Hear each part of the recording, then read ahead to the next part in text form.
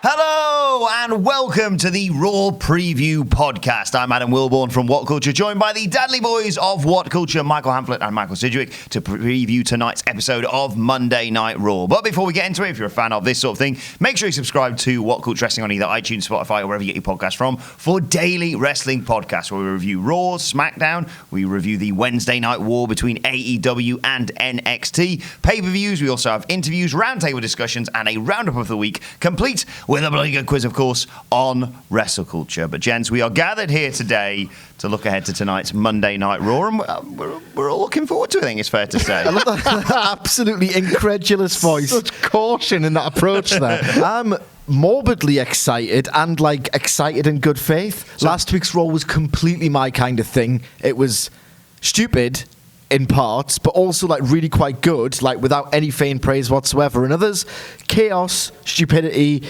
brilliance. Give me that for 3 hours rather than something 6.5 out of 10. And we're in a weird position as well, because this is the last episode. Don't call it the season finale. Oh, Jesus. Oh, is this the season Christ. finale? Yes. I think it is. I mean, I don't expect a big twist or a cliffhanger because I've been waiting about 20 years for a decent one. And All the characters have already died this year, forthcoming. so you're not going to see any big character deaths. I wasn't as high on last week's madness. I'm okay with some, but it was pretty draining and it lasted about half an hour. And I thought it killed what would have otherwise been a good show. So I'd like it to be a bit more of this, as Michael Sidgwick brilliantly coined last week, this thing we're all jizzing over Paul Heyman doing now. I'd like another one of them Raws this week, I think. Well, let's look ahead to it. Some of the stuff that's been advertised is one of the main things is the Fatal 5-Way match to determine the number one contender for the Universal Championship on next week's Raw. It seems... Totally pointless. Yes. Out of thin air. Completely random. It strikes me as who will get beaten by Seth Rollins on Raw next week, / who will get murdered by the Fiend next week. How do you see this one going? Like that? Ray. So yes, I should say we've got Rey Mysterio, Ricochet, AJ Styles, Shinsuke Nakamura, and Bobby Roode. Yeah. Robert Roode, I should say. I don't know what he's called anymore. I don't think WWE do. They can't make up their mind. I mean, it should be a fantastic TV match by WWE standards. So 3 3/4 stars of just ridiculous spots, convoluted action. Yeah, Ray, idiot. Rey Mysterio will excel in a match like this. I'm really looking forward to seeing Shinsuke Nakamura in this match, to be perfectly honest, because I think he labours lazily through his singles matches with one eye on the beach, and to see him not have to do anything except, oh, it's my turn, I will just kick someone really, really hard. That'll be awesome. Yeah, even if this sort of devolves into a spot fest, we know it's that's not going to be how else. That's going to say it's going to start and end like a spot fest, I think. But a good one. Yeah, I think it'll be all right. Rey Mysterio, I fancy Ray to win just because I think they'll see Seth and Ray as quite it wouldn't sell a pay-per-view and it wouldn't go on a WrestleMania, but it feels marquee. It feels fresh because they're from completely different generations, but they'll be able to have a handshake and hug at the end, and then the Fiend will murk Ray, and that'll be his next big scalp or something like that. I think they'll be thinking towards Hell in a Cell rather than who cares about a season premiere. But yeah, it'll be all right. I wasn't thrilled with the graphic. This is me. I should care a bit more. I wasn't particularly overwhelmed by that graphic of those guys, to be honest. It made me feel a bit disappointed that after such a good couple of months of star creation, they haven't yet found anybody that they can tease you with a potential title match, and you'd be like, oh yeah, I'm actually the one guy they're saving him for the pay-per-view, and it's really hard to care about a match that has to come before it when Bray is such the guy that you can't pretend that it's going to be AJ or Ray or Nakamura. Not to go off topic, what do you think about all these, house show matches between The Fiend and Seth Rollins? Obviously, it's kind of part and parcel that they will almost rehearse the match that they're going to have at the pay-per-view, but with a character like The Fiend, is that still okay with you guys? I mean, I don't like seeing him without WWE's production. I feel like loads of the aura and mystique is removed from it. Like that bit with Dana Brooke on her Instagram the other day. Yeah, what's he doing? He should have just clobbered her. Yeah, he's awful. He should have just took her head off. Bad previous with social media. Yeah, should have just mandible clawed her there and then. That would have got some retweets, some RTs on the TL. I'm with it. Realistically, you ruined yourself by saying with it. With it. I don't like seeing him in any other context but with those massive WWE production bells and whistles, but at the same time they need to shift tickets. I would certainly pay, a certain amount of money if you came to Newcastle upon Tyne.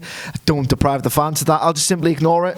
Other people can be happy. I've got no problem with that. When you go see, I think it's comedians, they'll often ask that you not record the footage and then obviously ruin some of the big gags and big set pieces so that people go into future shows. I wish there was some sort of rule with Bray Wyatt, because I'm a sucker for clicking somebody's phone footage of Bray Wyatt at a house show and then I regret it immediately afterwards because presentation is everything. But if he's selling tickets and if these shows do well with him on top, he's going to inspire confidence in the company that he's the man to go with, and that's what we all want to see at the moment. So this is probably going to drive forward that as well.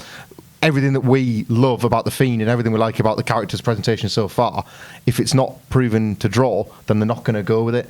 If this run against But they're not going to go with anything else? If this run with Seth does well commercially as well as critically, then he's made in the shade. Yeah. So we're all going to go with Rey Mysterio for that number one contenders match. Well, who's the other ones in it? Ricochet, AJ, Shinsuke, and Robert Roode. It can realistically only be, I don't know. It's Rey Mysterio for me. There's not. They've already done Robert Roode. It's the dream match in the loosest WWE sense of the word, isn't it? Just because they're just from different worlds and they've never really come together yet. So it's one they can slap the first time ever on it. I think probably, yeah. We'll come back to this because I want to talk more about Seth Rollins and of course The Fiend, and this may sort of play into it. So we'll come back to that. We've also got Sasha Banks taking on Nicky Cross this week.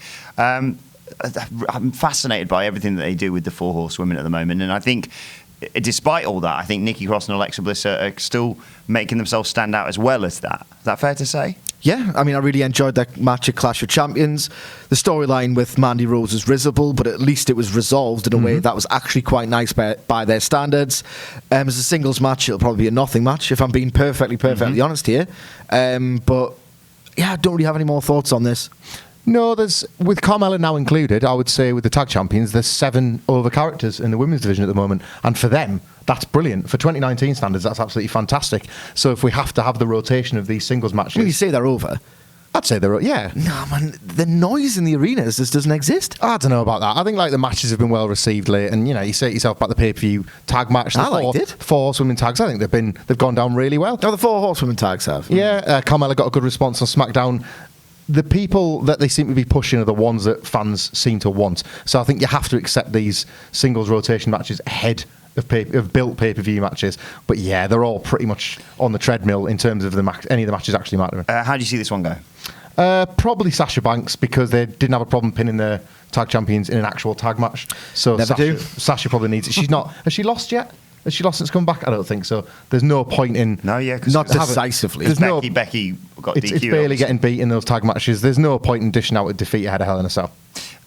We've got a King of the Ring final rematch. Now, I thought last week they did phenomenally on both shows, not just with the King of the Ring match, the final, which was, I wasn't here on Tuesday, but there was, from what we discussed subsequent to that, it was very well received. And then ensuring that Chad Gable, gets something back by having him attack and put Baron Corbin through the throne pretty much, and then stamping on the crown, of course.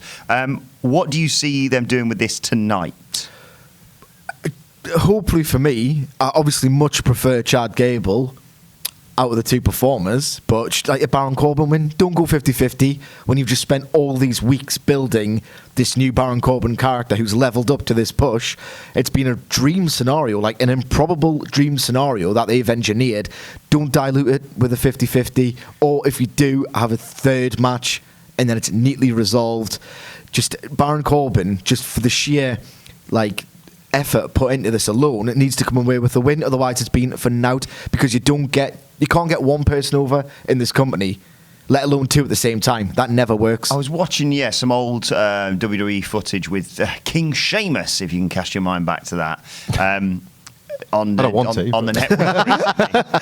network recently. Why? It was on some compilation of championship celebrations gone wrong. I wasn't searching out. I need to watch some King Sheamus. And yeah, he basically got attacked and beaten down by John Morrison. Yeah, I think you're right there. As much as I love Chad Gable, and he's got a great reaction, and you've built this babyface. Eventually, you have to make him look like a son. They took it quite literally, didn't they? Yeah, you're a baby. But yeah, in terms of what Sidgwick says about maintaining that momentum of somebody who's King of the Ring, so often you win King of the Ring, they put a crown on and they go, right, well, that's you made. Let's try and make some other people off the back of you. And, to a certain extent, they've done that with Chad Gable. But, yeah, you need to keep those wins and that momentum going for someone like King Corbin. Yeah, they do. I mean, and they do it with more important props. They've done it with Money in the Bank. They've done it with belts. This is a WWE trick that never really works. It never keeps guys over. It happened with Corbin himself, didn't it, when he was Money in the Bank winner a couple of years back. He's got to win, and I want him to have, if not the best match of his career, because that was last week, I want him to have the second one.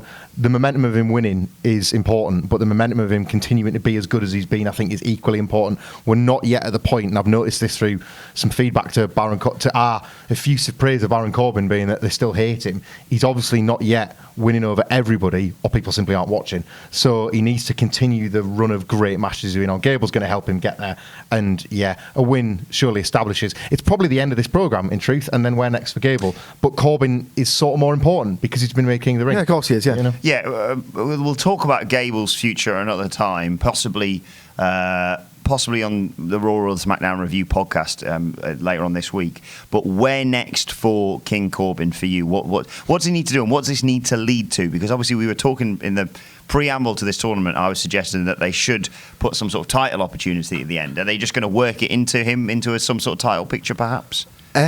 Certainly not a major title picture. No. I don't think he's anywhere near ready for that as much as he's improved. I don't think it would be a good idea business-wise at all. If you look what he drew to Stomping Grounds, I mean, it would be an absolutely terrible decision considering what he drew when on top, albeit briefly. AJ Styles doesn't need that United States title. Baron Corbin could probably benefit from it.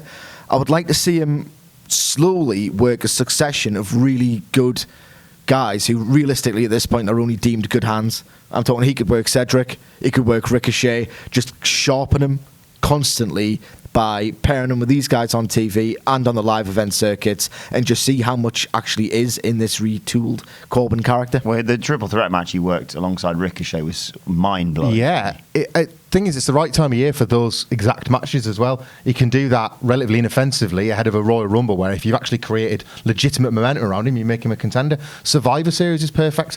Post-October draft, if he's still on Raw, for example, then as the idiot king, he can say, well, I'm the leader of Team Raw against SmackDown, and that's absolutely fine. That's a perfectly normal within WWE character move to say, well, I'm going to run this team then, and then if he gets his comeuppance in a Survivor Series match, that's absolutely fine. He'll just blame these lackeys for... Yeah. You can show him Gable in that match against him in Survivor Series. Very possibly, yeah. Will be forgotten all about. Sorry, I'm trying to put a veneer of positivity. But go on, let's be honest. Jerry the King Lawler had his kingdom of cheesy, squeezy and sleazy, so Chad Gable would fit that profile with Baron Corbin, wouldn't he? Who else? Doink, dink, wink, pink. Chad Gable. Chad Gable in a series of different coloured wigs and tiny crown singlets. So yeah, I think this is a nice time of year for Corbin to be King of the Ring, because you don't need to put him near the title. There's enough other things going on to keep him over. One of the big takeaways from last week, of course, it was one of those sort of surreal moments where I wasn't at work for a day, and suddenly people were saying Ricochet's the baby father. No, Rusev's the baby father. Rusev made a return inexplicably, arguably one of the only spots that wouldn't get as huge pop. Hideous return. Will Rusev make an appearance tonight? And do you see any development with this baby daddy storyline? The general consensus appears to be, this isn't the end point for this, and Rusev is not going to be the father long term. Yeah, I think Maria's reaction said it all. General storytelling convention let you know that there's such a thing as a red herring, and Dave Meltzer's reported that Rusev being the father isn't the end game. So I love it. It's very Dave to think that needed reporting. I'll best include that. They might not be aware. I've got no idea, and honestly at this point, zero interest whatsoever. If he came back with like a dynamite return and laid waste to some like little idiot or just looked awesome, then I'd be like fantasy booking. We would all be fantasy booking. That's what good fiction does. It inspires like debate and all this stuff on Squared Circle or Twitter or whatever, and everyone's just so mystified and underwhelmed that I've heard no conversation around Rusev whatsoever, and I'm not going to be the one to start it. I could not care less after Monday, not one bit. I don't want to be that guy who always says, let's return Rusev to his roots when he built up that amazing streak and ended up facing John Cena riding in on a tank, of course, at WrestleMania. But the way that it annoys me so much as being a sort of fan in the know, in the fact that I look at him and I go, he looks incredible. I like the fact he looks better than ever. He's tweaked his look. He looks better than ever.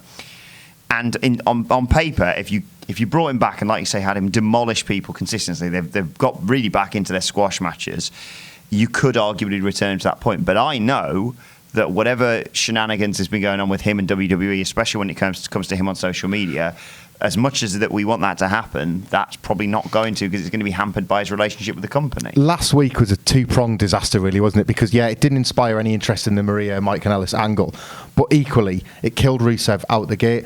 They've shown that they can rectify situations like this if they want, but that's the question. Do they really want to do it with Rusev? Was this, in their mind, a perfectly fine way to bring back a character that a large portion of the fan base has deep affection for? I think it was. I think they honestly thought, this is befitting of a character like Rusev. He's a mid-carder in their eyes, and this is a solid position to slot him back in. Very, very telling of what they think of him. If you consider how many guys couldn't get something like Rusev Day over to the manner it did, This Rusev Day is this week, the anniversary, I should point out. Isn't that tragic? I think it's Thursday. Let me just check my diary whilst you talk about this. What's funny about this is, they've got a guy, and it's just so telling of that company's mentality. They've got a guy who effectively got himself over as a babyface. This company, through Kevin Owens, Seth Rollins, Kofi Kingston, and those are just the high-profile disasters, really, and they just are incapable of building babyfaces. There's one that gets himself over as a babyface, save money on creative writers, and they return him as a heel to no heat whatsoever. And what a disaster. And killed his return pop by the way in which they brought him back out, which they've been guilty of in the past as well. It's as if that unless they really, really care about a guy, they're not going to think about the important things that should be basics. Getting a guy a pop upon his return from just being not off, WrestleMania season, he's basically not been around since. That's like one of the easy ones. That's an easy win. Rusev coming back, he's going to get a huge pop. Look at the response Sasha Banks got. Like the perfect pop to build to that instant heel turn. They didn't give that a moment of thought, like by comparison to in terms of what Rusev was given. That's weird though, because as you correctly point out, the best way of getting over in the company now is by not being there for a long stretch of time, come back, feel brand new. If they're ruining those pops, then that is troubling. That really is quite They're ruining troubling. them when they don't care, and they don't care about Rusev. So I don't think we should. I do think they care about Sasha. Rusev Day is literally Thursday this week, the 2-year anniversary of Rusev Day. So do you think he makes an appearance tonight? Yeah. I don't think they care about that continuity or anything. He'll win a squash match tonight against nobody in particular. Heath Slater or something. Yeah, and it'll have a similar response to last week, and we'll all wonder why he's even bothering. It feels that, to me, it feels that disparate at the moment, that unless he's immediately inserted into a title program, and I mean a top title program, within the next 2 or 3 weeks, I don't feel like I'm being given a reason to kind of keep flying the flag for Rusev, as it were. I feel for those that do, because we've all got our favourites that we want to see have better days in WWE, but Rusev's feels long gone. Let's finally conclude by talking about Seth Rollins and The Fiend. Of course, the closed Raw out last week with The Fiend attacking Seth Rollins. They've got a Firefly Funhouse episode tonight, which I think is probably the best way of doing it. I wouldn't want to see The Fiend make an appearance tonight, and certainly if they're going to be doing something on the season premiere next week, it would make sense that he probably doesn't show up. But what do you see going on with those two as we head towards Hell in a Cell in a couple of weeks? I don't know about tonight, because I absolutely cannot fantasy book this Firefly Funhouse stuff whatsoever. It's too inspired. Yeah. It's too good for me, and I love that. I love having something that I can watch and just be completely awed by and have no clue where it's going next. And it's just so inspired and creative. I've got no idea, but just in general terms, I'm with you. Don't want to see too much of The Fiend at all. I think it was good last week, but ultimately the staging of every attack is quite similar. You do not want to get over familiar, because the whole point is you don't want to get comfortable. The idea is the exact opposite. You do not want to get comfortable. It's meant to be this discomforting presence that is jarring every now and then. So I'd love to see him do whatever the goddamn hell he wants in the Firefly Funhouse. Make it funny. Add to the tone of it, Don't just make it like a bit of a panto attack with The Fiend. Do a hilarious, and this is probably just me, do a hilarious, like, humiliation of Seth Rollins. Poke fun at him for like maybe being a geek. Like the same thing they do with the Vince McMahon puppet, where they kind of gently mock what he's like in real life or how he's perceived. Do that with Seth Rollins. Make him a bit of a dork, because that's how a lot of people perceive him. It is not just me. And then that'll give the character Seth Rollins impetus to show us that he isn't. I actually think they're going to be a bit more elegant than that. I think last week, the Firefly Funhouse bit, before he became the Fiend, he was talking about how, Seth had to be forgiven for his mistakes in the past. Every now and then, and WWE don't get a lot of credit for this, but every now and then, Seth Rollins is one of the only characters that they remember had a life before what he did this week. If you remember his feud with Triple H, it was all about his quest for redemption and atonement for turning on Dean Ambrose. When they got back together, the Shield, it was all about how Seth and Dean couldn't coexist because nobody had forgotten the awful events of 2014. And every now and then, for whatever reason, Seth's allowed a backstory and allowed the mistakes he's made in the past. And that was what Bray prayed on last week. He said, you've made mistakes in the past. Everybody makes mistakes. I'd like to see, if we're going to get Seth puppets, like the Vince McMahon puppets, something like that, maybe have a Seth that, in Bray's mind, he needs to get sort of redemption. Bray needs to be the one that, through the Fiend, takes it out on Seth for all of his wrongdoings from the years gone by. How you articulate that through puppets, I don't know. What if there's a Moxley puppet? Something really audacious, scraggly-haired red wagon puppet with a little Seth one that just decks him from behind, or a little Roman one, and anybody but you Roman one, or something like that. Something audacious like an Ambrose/Moxley puppet would be just the kind of thing that would get buzz, people talking. Make it feel a bit, just call him shouldn't be doing Dino that. Or something like that. It doesn't need to be anything like that. Yeah. Just a little nod to it, but I do think that was planted there last week for Bray to play on this, and this is one of those segments we can trust. So I'd like to think it'll give us plenty to talk about tomorrow. I reckon they're going to set fire to Rambling Rabbit. So there you have it. Burn it down. Exactly. That's the winner. Burn it down, dude. Set fire to him. See you later. And that's what Vince could be writing on the Raw script as we speak about Cedric Alexander or somebody. Burn him. Rambling Rabbit's best ever live. Yeah. Not again. I'm looking forward to Monday Night Raw though tonight, and it's exciting to think that we enjoyed last week's and look forward to that. Previous week as well, this week, and then obviously next week it is off to the races with WWE and of course with AEW. So very, very exciting. We'll be back tomorrow with the Raw review, but let us know your thoughts ahead of Monday Night Raw tonight in the comment section below, and don't forget to like, share and subscribe to What Culture Wrestling on either iTunes, Spotify, wherever you get your podcast from, for daily wrestling podcasts. Plus you can get in touch with us on Twitter at WhatCultureWWE, where you can follow all three of us. You can follow Michael Hamflett at Michael Hamflett, follow Michael Sidgwick at Sidgwick. You can follow me at Adam Wilbourn. As I said, join us for the Raw review tomorrow. My thanks to the Dadley Boyz. Thank you for watching. Enjoy Monday Night Raw, and we will see you soon.